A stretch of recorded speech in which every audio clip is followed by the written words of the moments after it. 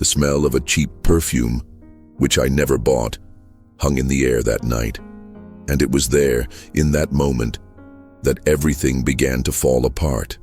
The excuses, the delays, the hidden marks on her arm, the strange gleam in her eyes. I tried to believe her words. I tried to keep my family together. I tried to ignore the glaring signs. But the truth was knocking on my door, louder every day. This is a raw, true story of a man who struggled to provide for his family, who swallowed his pride, who trusted and had the ground ripped out from under his feet. It's a story about distrust, about love that fades, about secrets that destroy homes, about the pain of pretending everything is okay. If you've ever been suspicious of someone, if you've ever felt something was wrong, this story will touch you. Watch until the end, like the video, and subscribe to the channel. The truth may be closer than you think. The scent of cheap perfume, something sickly sweet I'd never smelled before, hung in the air as Clara walked through the door. It was almost 10 at night, 3 hours after she was supposed to be home. Her smile felt forced, her lips curling in an automatic movement that didn't reach her eyes. And I saw it. I saw the fleeting shadow of something hidden. Guilt, fear, maybe even something worse, before she hid it behind the mask of weariness she always wore when she wanted to avoid questions. "Overtime at work," she said, her voice low, barely audible, as she tossed some crumpled bills onto the kitchen table. "Mr. Henderson asked us to stay a little longer. He paid in cash." I glanced at the bills and then back at her, but she'd already turned away, heading upstairs without giving me a chance to ask more. "My phone ran out of battery," she added over her shoulder. "I didn't think to tell you, sorry." Leo, our 7-year-old son, was already in bed. I had dropped him off at school in a hurry, my head spinning between bills, work deadlines, and that nagging feeling that something in my life was going off the rails. The weight of responsibility crushed my chest, and every silence from Clara felt like another brick in this wall that was building between us. I thought about following her, about knocking on that bedroom door and getting the truth out, but the words stuck in my throat, choked off by the mixture of anger, fear, and exhaustion. The drive to work the next day seemed longer than ever. The sound of saws and hammers couldn't drown out the buzzing inside my head. Her smile, the money thrown around like alms, the cheap perfume. I needed to focus. On the job site, one mistake could be fatal. Marcus, my old friend from the construction days, was the one who gave me a chance. "Do you need a hand, Arthur?" he had asked over the phone, and without thinking, I said yes. I had no other choice. Meeting Marcus again was strange. He looked the same as before, but there was something different in his eyes, a hidden mischief perhaps. "Do you still know how to work with coatings?" he joked, and I said yes, trying not to think too much.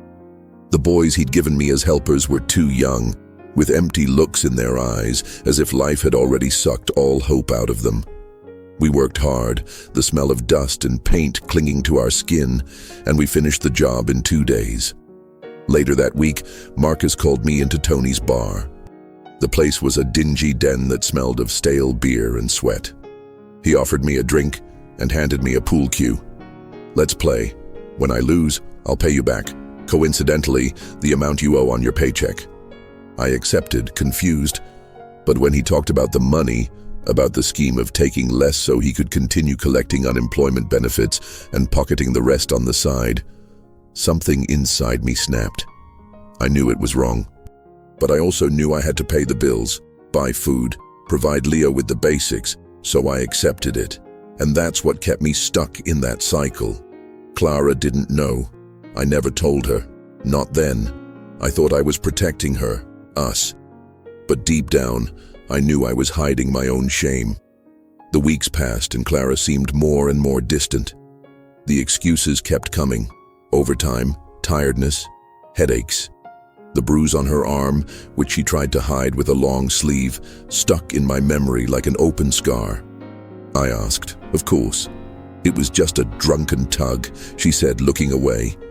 "Nothing serious." But the smell of that perfume, it wouldn't leave my mind. And then dinner came. Clara came home with a different smile, a strange sparkle in her eyes. "Guess what?" she said, her voice too cheerful for the moment. "I got a new job." Dinner was special. Pork chops, cheap wine, even a cake for dessert. Leo was beaming, and I tried to follow suit. But something deep in my chest screamed at me not to relax, not to believe too much in this. When she told me about Veronica, that Veronica from our past who had tried to kiss me once, my stomach turned. "She manages a hotel in Richmond. She got me a job, night shift." I swallowed hard.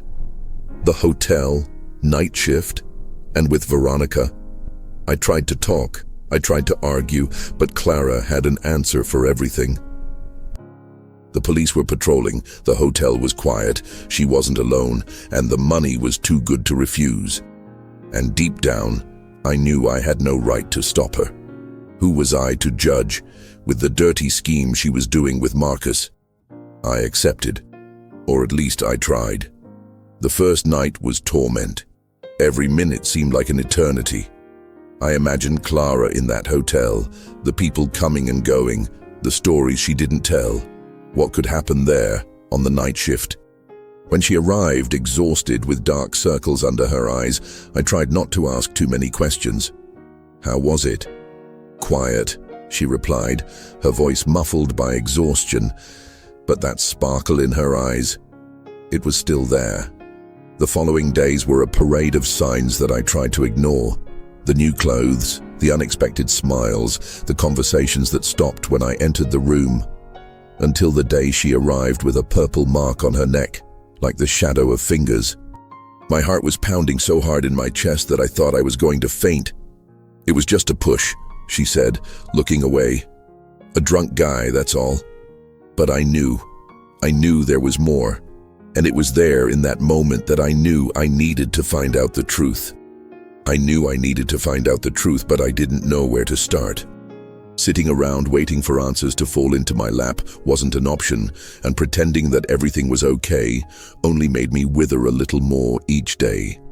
Deep down, I was afraid of what I might find, but that fear wasn't stronger than the need to understand what was happening to my own life. I needed to know what Clara was hiding, and every detail she tried to hide only pushed me further into this abyss of uncertainty. The next day, as she slept soundly in her room, exhausted from another night of working at the hotel, I opened her purse carefully, trying not to make any noise. Her hands were shaking, her heart was pounding. I found a wad of cash wrapped in a rubber band, much more than she had said she had received. There was also a crumpled receipt from an expensive clothing store, things she would never wear before. And at the bottom of the bag was something that made me swallow hard. A small bottle of cheap perfume from a brand I had never seen. The same scent that hung in the air every time she came home late at night. The pieces were starting to fit together, but the puzzle was cruel. I felt nausea rise in my stomach, cold sweat trickling down my temples. I packed everything back up, zipped up my bag, and left the house like a ghost, wandering aimlessly through the neighborhood streets. The morning sun burned my skin, but I barely felt it. My head was spinning, the ground felt shaky beneath my feet. I passed the playground where Leo had played when he was younger, and the memories of simpler times made me want to cry almost unbearably. I needed a way out. I thought about confronting her, but what would I say? Accuse her without any concrete evidence? She would deny it, as always, and I would end up being the villain of the story. I thought about following her to work, but with the construction schedule and the odd jobs Marcus was getting me, it was nearly impossible. So I decided to wait, observe, put the pieces together little by little until the picture was complete. The weeks passed in a blur. Marcus pressured me to drop the insurance and join his scheme, saying he had bigger projects coming up. He promised easy money, but I felt more and more like I was drowning in something dirty. Still, I kept going. I needed the money, even though I knew it was eating me up inside. Clara, on the other hand, seemed increasingly distant. Her smile was automatic, her touches fleeting, her words measured. She avoided talking about work, answering in short sentences, and I knew she was hiding something. Even Leo began to notice. "Mommy is always tired," he said one day, his voice low, looking at the floor. All I could do was hug him, not knowing what to say. Then came the night that changed everything. I was finishing up a job for Marcus, sanding a wall while the sound of the sander filled the room. My phone vibrated in my pocket. A message. I almost left it to check later, but something made me stop. It was from Clara's number. A single sentence, without context. "Don't come get me today, I'll be late." My stomach lurched. It wasn't the content of the message. It was the tone. The words sounded rehearsed, as if she was with someone and had to let them know not to be interrupted. A shiver ran down my spine. I knew I had to do something. I left the construction site, leaving everything behind, got in my car, and drove to the hotel where she worked. The streets were empty, the city silent under the yellow light of the streetlights. When I parked on the side street, I turned off the car and waited, watching the main entrance like a predator on the lookout. The clock was almost midnight when I saw her come out the back door, her head down, her hair tied in a hasty bun. She looked both ways, as if checking for anyone watching, and then crossed the street to a car parked on the other side. The car was black, an old sedan with a matte finish and the headlights off. My heart raced. I crouched down in the seat, peering through the cracks. A man opened the passenger door for her. She climbed in, and they stood there staring at each other for a few minutes. I couldn't see his face, but the way his hands moved, the way he leaned toward her as if whispering something in her ear, made me feel like I'd been punched in the gut. My breath caught, anger burning inside me. I knew I had to act, but I didn't know how. I stood there, frozen as the car drove off, disappearing into the darkness of the street. I returned home a zombie, the bitter taste of betrayal in my mouth. I spent the night awake, lying on the couch, staring at the ceiling, reliving every moment, every detail, every excuse. Leo woke up early and came to hug me. "Good morning, Daddy," he said, his voice sweet and innocent. I held him tightly, feeling my chest tighten, my throat closed. Clara arrived in the morning, the smell of cheap perfume still clinging to her skin. She faked a smile, gave me a quick kiss, and went upstairs to take a shower. I sat there, listening to the sound of the water, my heart beating so hard it felt like it was trying to escape from my chest. I knew this couldn't go on. I needed to confront her. I needed to demand answers, but a strange fear paralyzed me. Fear that by asking, she would confirm what I already knew deep down.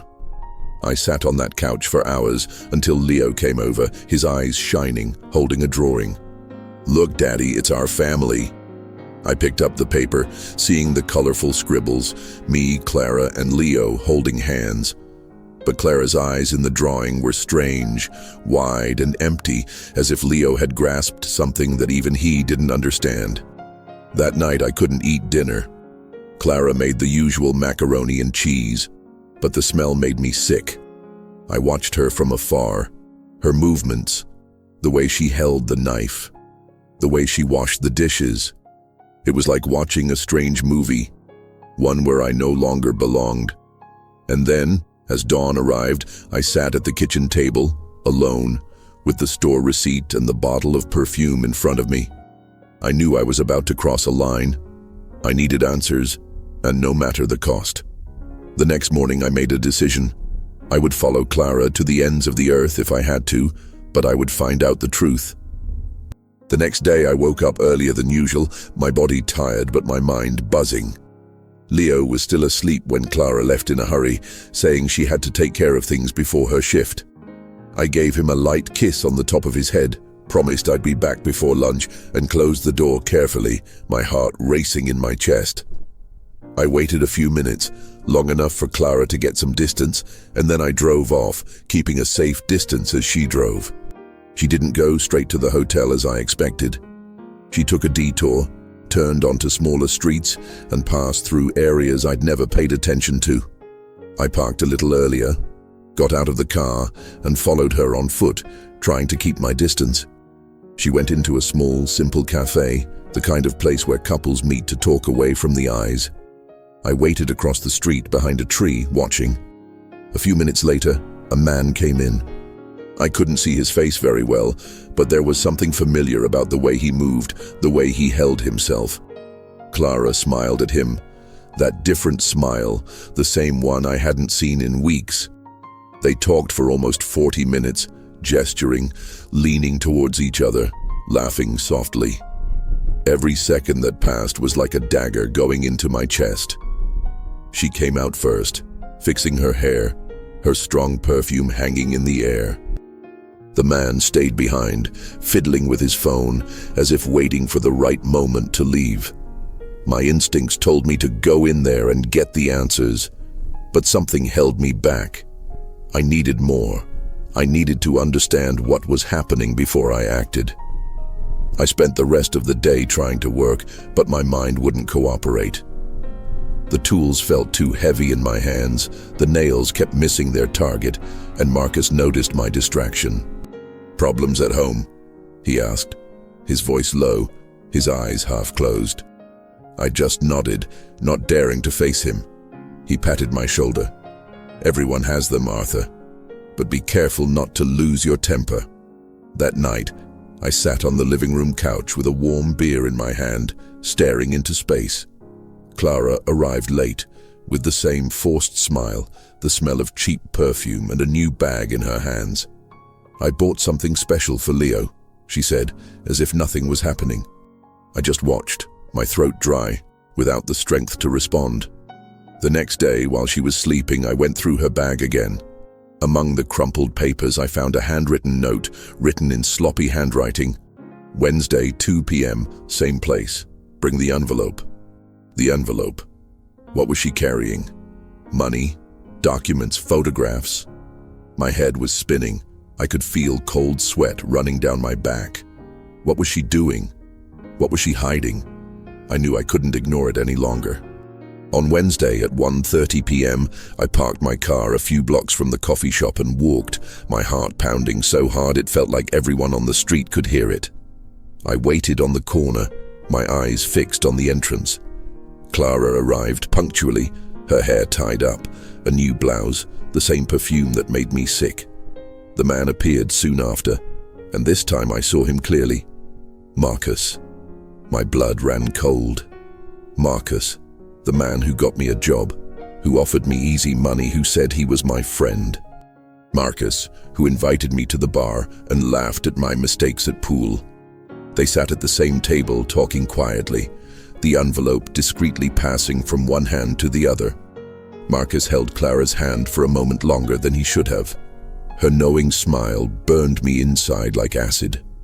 I stood paralyzed, hiding behind a lamppost, watching the scene as if it were a sordid and cruel film of my own life. The pieces began to fit together in a brutal way. The money, the new clothes, the apologies, the perfume. When they stood up, Marcus put his hand on Clara's waist, lowering his head to whisper something in her ear. She laughed, a low, almost intimate sound. I felt my entire body stiffen, my fists clenched so tightly that my nails dug into my palms. I followed Marcus discreetly as he left. He turned into a side alley, looked both ways, and then entered an inconspicuous door in an old building. I waited a few minutes and then approached. The door had a small, worn sign on it. Financial consulting, by appointment. Consulting? Marcus? I was sinking into a bottomless pit. I went back home, my head exploding. Leo was playing with his cars, innocent, oblivious to the whirlwind that was forming around him. Clara arrived later, acting as if nothing had happened. I stared at her for a few more seconds, looking for some crack in the mask she wore. Nothing. That night, as I lay in bed, with Clara breathing softly beside me, I realized that I was caught in a web that I could not untangle myself. If I confronted her, I would lose everything. If I remained silent, I would lose myself. I needed proof. The next morning I left early, but not for construction. I kept watch over the hotel. I waited for hours, watching the people coming and going, trying to figure out who the customers were, the patterns, the people who seemed closest to her. That was when I saw Veronica coming out the service door, laughing with a man in a dark suit. They were talking like old acquaintances, and something about their body language seemed too intimate. I knew there was more to this story than I could see. The mark on my arm, the extra money, the secret meetings, Marcus, Veronica, the hotel. It was all connected. And there I was, sitting in the car, watching my life fall apart through the window, feeling the crushing weight of a certainty that hurt more than any other.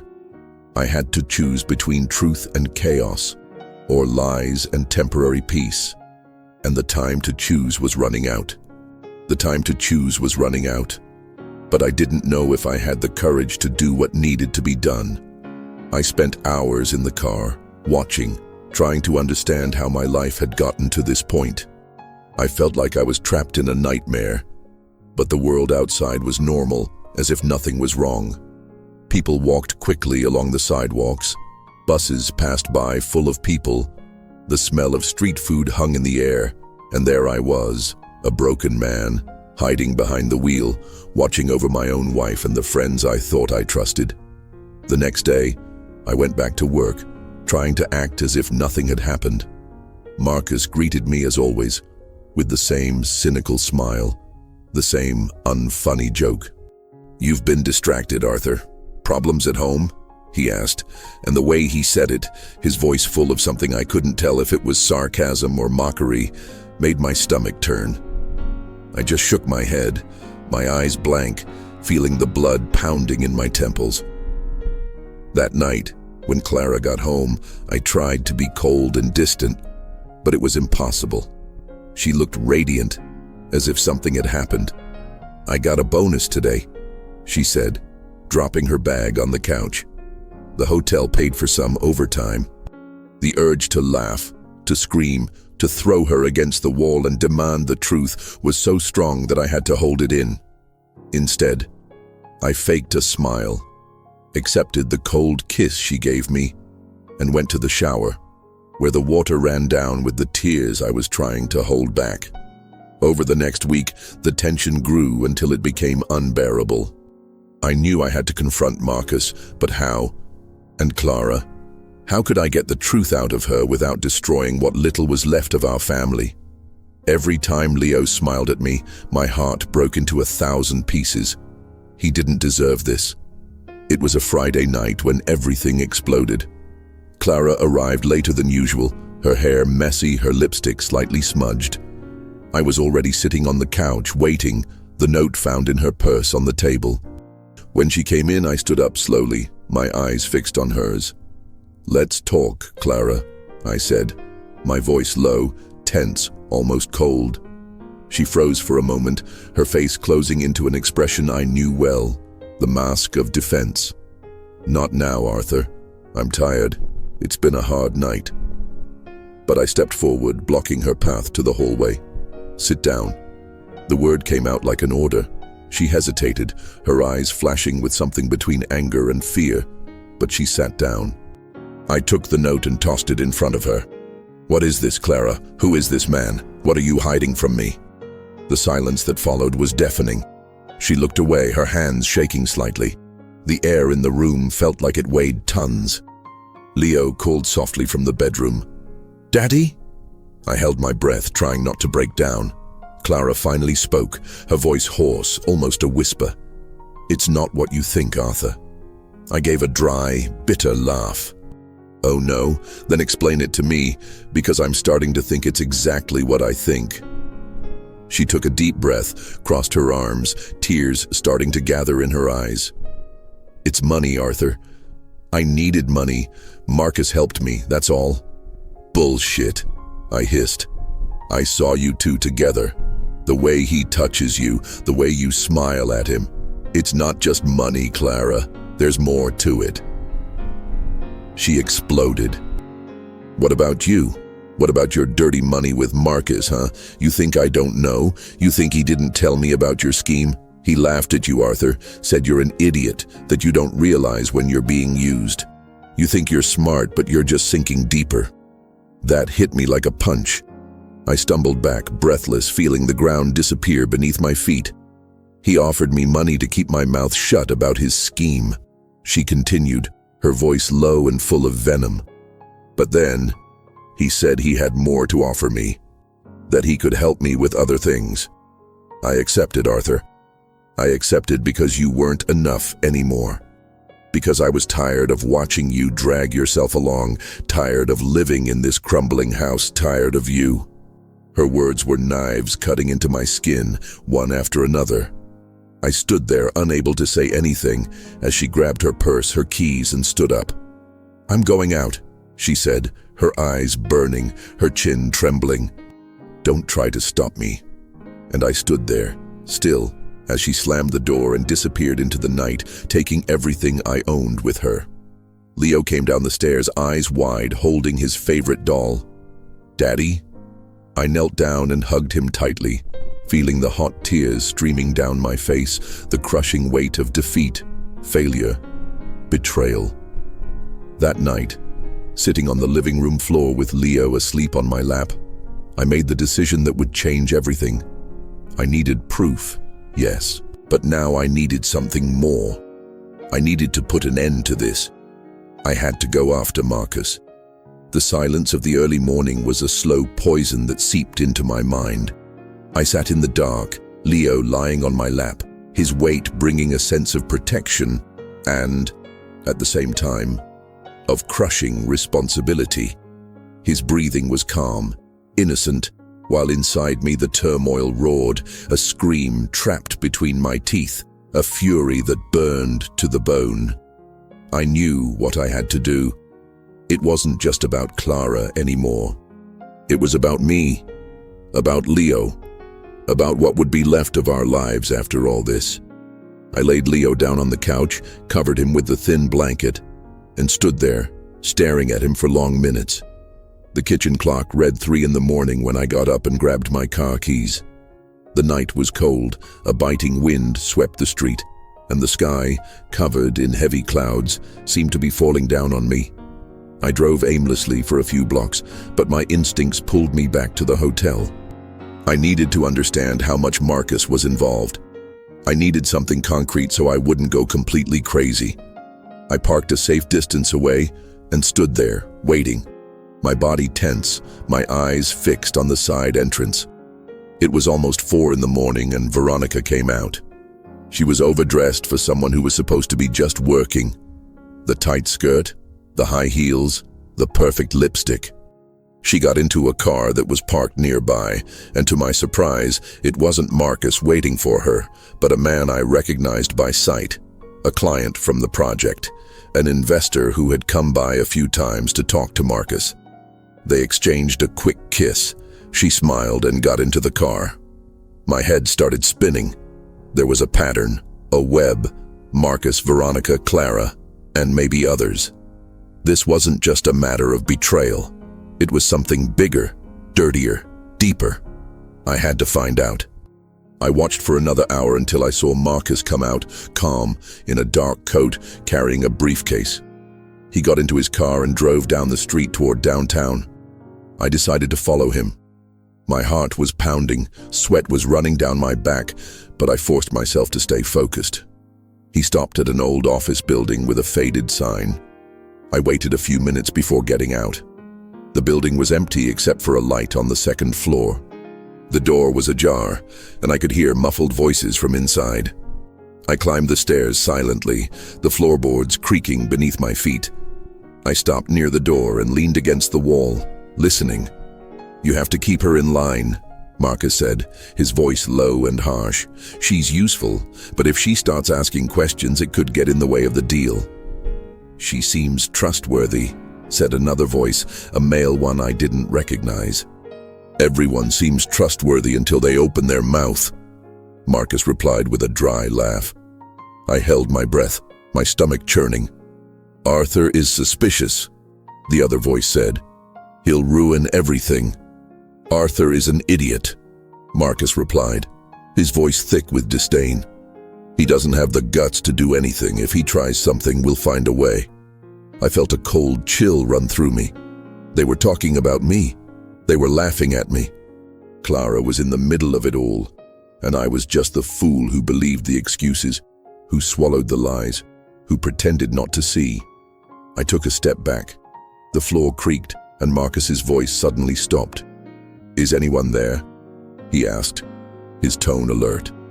I ran down the stairs, my heart pounding, my footsteps echoing loudly. I heard the door open behind me, voices shouting, but I was already on the street, getting into the car, starting the engine with shaking hands. I sped off without looking back, my chest heaving, my thoughts jumbled. I arrived home almost at dawn, my knuckles white from gripping the steering wheel so tightly. Leo was still asleep on the couch, his face serene, oblivious to the chaos around us. I sat in the armchair, my head in my hands, trying to make sense of it all. I knew I couldn't go on like this. I needed help. I needed proof. I needed to take Marcus down before he destroyed me. And to do that, I needed a plan. I spent the day putting the puzzle together in my head. I called an old acquaintance, Dario, who had worked as a security guard for a transportation company and now did some private investigation work for people who needed discreet information. I explained the situation in rough terms, without much detail, but he understood enough. "Arthur, that sounds heavy," he said. "Are you sure you want to mess with that kind of people?" I thought about Leo, about Clara, about everything I had lost and what I could still lose. "I have no choice," I replied. We arranged to meet the next day. I knew that from that moment on I was playing a dangerous game, where every misstep could cost me everything. But I had already gone too far to back down. That night, Clara did not return home. I called, I sent messages, I waited until dawn, but nothing. No answer, no sign. And then, at 4 in the morning, I got a message on my cell phone. "If you want to see your wife again, come to the shed on the old street, alone." His heart froze in his chest, his breath caught, cold sweat running down his back. I knew that was the final trap, but I had to go. I had to put an end to that. The phone slipped from my hands, and I sat there, in the darkness of the room, feeling the world crumble around me. The message pulsed on the screen like a warning of the end, the sentence I feared and at the same time knew was inevitable. I knew Clara was involved. I knew Marcus was the rotten link in the chain, but seeing it all come to fruition like that was like being stabbed in the chest and feeling the blade slowly turn. I took a deep breath, trying to calm my heart, but it felt like a drum racing in my chest. Leo was still sleeping peacefully on the couch, his face soft and serene. The idea of leaving my son there alone crushed me, but I had no choice. I grabbed a piece of paper and wrote quickly, "Leo, Daddy had to go out. I'll be back soon. Don't open the door for anyone. I love you." I placed it next to him, kissed his forehead, and left, each step heavier than the last. The street was deserted, the early morning chill cutting my face like thin blades. I drove in silence, the tires screeching low on the wet asphalt, the headlights cutting through the darkness like knives. The warehouse on the old street was a forgotten building of weathered bricks and broken windows, surrounded by an oppressive silence. I parked the car across the street, turned off the lights and stood there, motionless, trying to convince myself that I was doing the right thing. So I went down. Every step toward the shed was a deeper plunge into hell. The door creaked as it was pushed open, and the smell of dust, rust, and old oil filled my nostrils. The dim light of a hanging bulb swayed in the center, casting unsettling shadows across the grimy walls. And there, in the middle of the shed, stood Clara. She was sitting in a chair, her wrists tied behind the back, a thick ribbon cutting into the skin of her arms. Her hair was a mess, her face was streaked with tears. Her eyes met mine, and for a second everything disappeared. The pain, the anger, the distrust, and only the pure despair of seeing the woman I loved hurt, vulnerable, broken. But that second was interrupted by the voice I hated hearing the most. Arthur. Finally. Marcus stepped out of the shadows, hands in his pockets, the crooked smile that made me sick to my stomach plastered on his face. He was calm, confident, as if this was all just another chess move that he already knew the outcome of. I knew you wouldn't resist, Arthur. You're too predictable. A weak man with foolish pride and a soft heart, easy to manipulate. My fists clenched, blood pounding in my ears. I took a step forward, but he raised his hand, and something glinted beneath his coat, a pistol pointed casually in my direction. "Don't do anything stupid," he said, his voice low but full of menace. "I don't want to shoot you, Arthur. Not here, not now. But if I have to." He shrugged, as if life were a game and my death was just another chip on the table. "Let her go," I said, my voice hoarse, strained. Marcus laughed, a cold, mirthless sound. "Oh, Arthur, you still don't get it, do you? Clara is here because she chose to be. She knew what she was getting into. She knew the scheme. She knew everything." I looked at Clara, and the pain in her eyes was a knife stuck in my flesh. She tried to speak, but Marcus interrupted. "It's not that simple, Arthur. Clara took too much money, more than she should have. Now, she belongs to me. And if you want her back, you'll have to help me with one last thing." "Last thing?" I asked, my voice scratchy. Marcus smiled.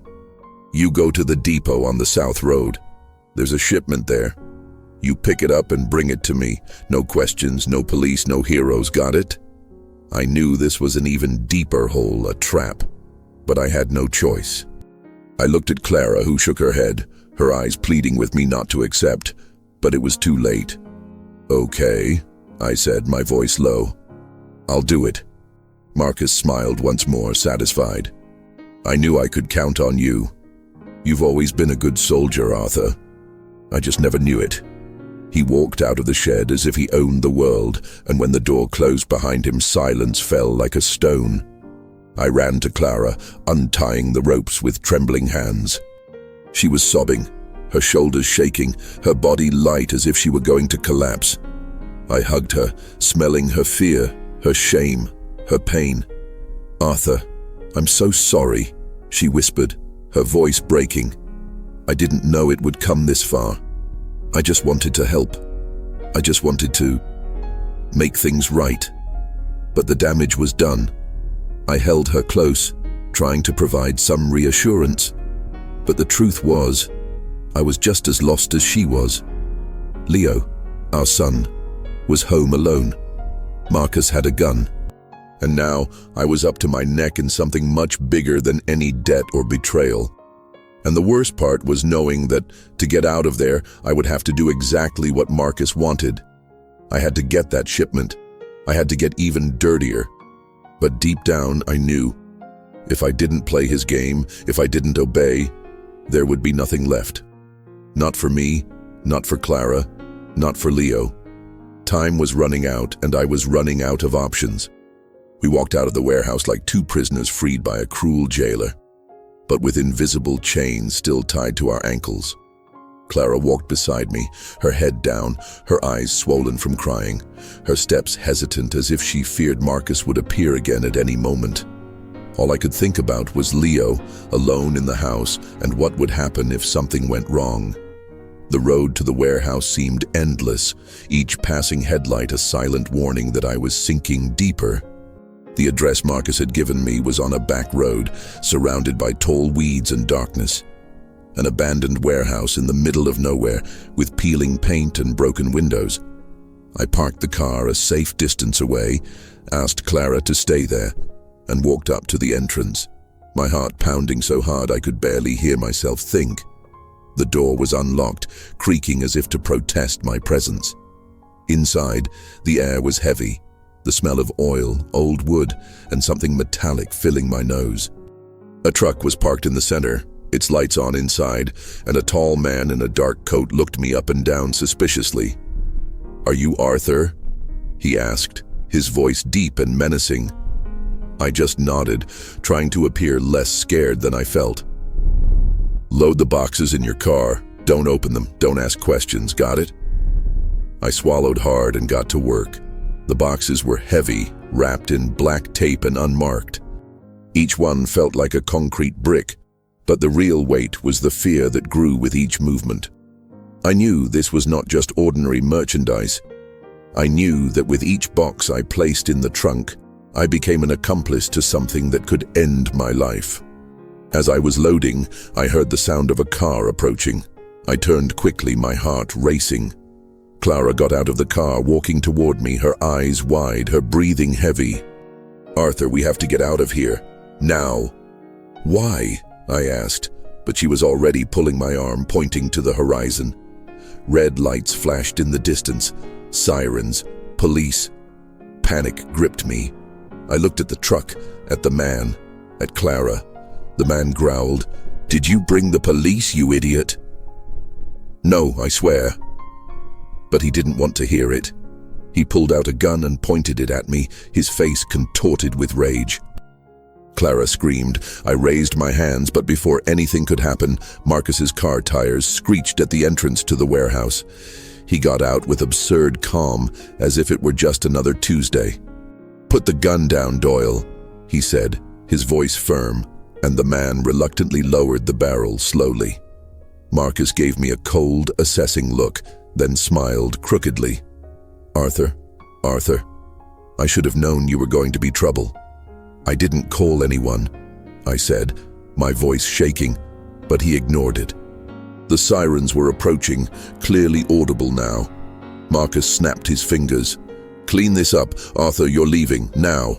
"But now," he shouted, his voice so sharp it made me freeze. I ran to the car, Clara already in the passenger seat, the engine sputtering as I tried to get it to start. The lights of the police cars were already illuminating the road. Finally, the car took off, tires screeching, and we disappeared down the side road, our hearts hammering in our chests, our hands shaking on the steering wheel. No one said a word until we got home. The silence was so thick that I could feel it pressing against my ears, stifling any attempt to think.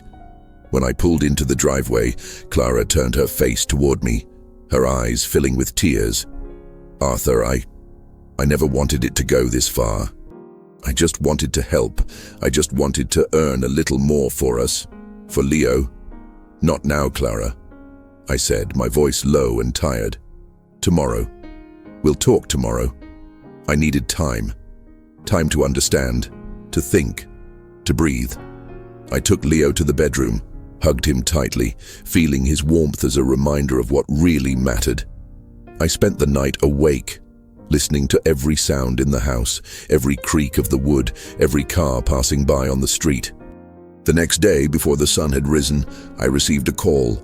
Unknown number. "Arthur, you owe me." Marcus's voice sounded cold, emotionless. "You're in it now, up to your neck. Don't you forget that." I hung up, my hands shaking. Clara was sitting on the edge of the bed, staring at the floor, a figure of someone who had already lost everything. "Arthur," she began, but I held up my hand, telling her to stop. "I'm going to end this, Clara, one way or another." She looked up, her eyes full of fear, but she said nothing.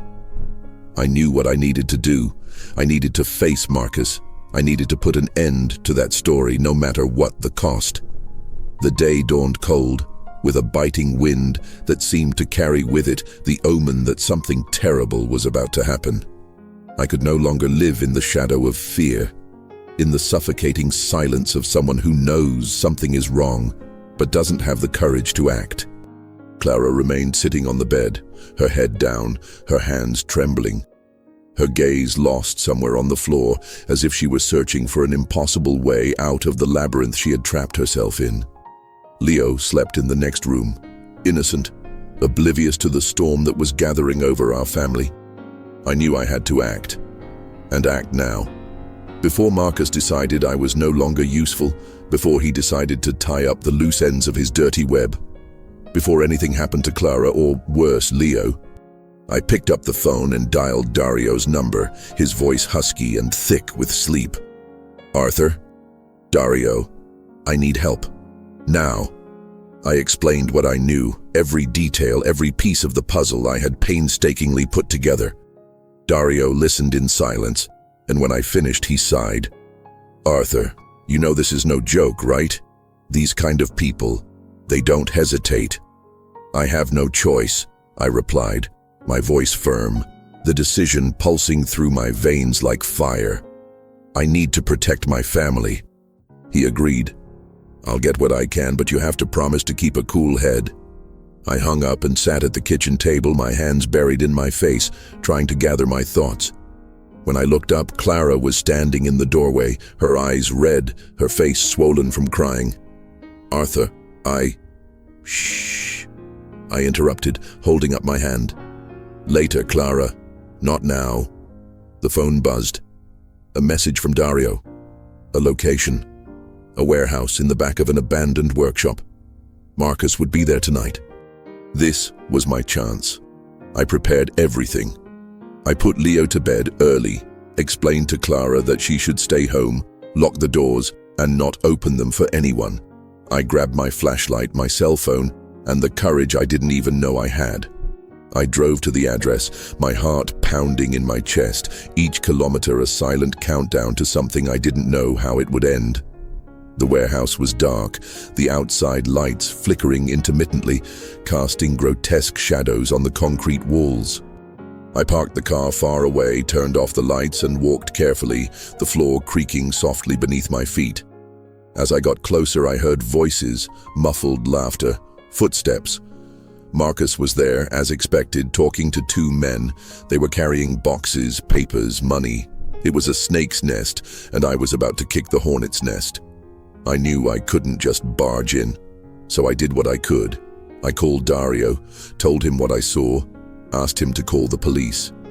I needed them to catch Marcus red-handed. But at that moment, Marcus saw me.